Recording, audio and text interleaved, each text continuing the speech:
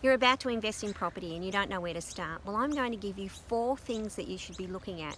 As a property advisor, these are the things that I take into consideration all the time. To me, the 4 of them have to be in line with each other before we move forward, but you perhaps can make your own decision on this. But if you need more advice, I suggest that you give me a call. The P.I.E. and S. We've got to think about population. We're hearing that the population is growing, but we need to know where the population is actually going to stay. So that's one thing.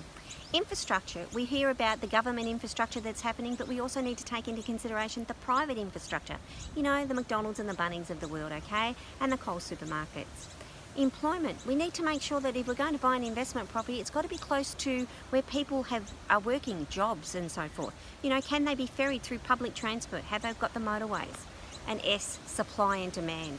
Is there enough properties in that area to cover the people that need to lease a property out?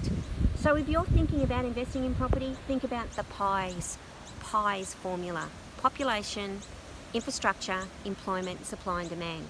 Get those key things together and you should tick all the boxes. But once again, before you sign on that dotted line, get some more professional advice from a property advisor that can see whether or not that property is actually going to tick all the boxes, not because it's been sold to you, but because we can see where the research is coming from and what's going to happen in the future with that area.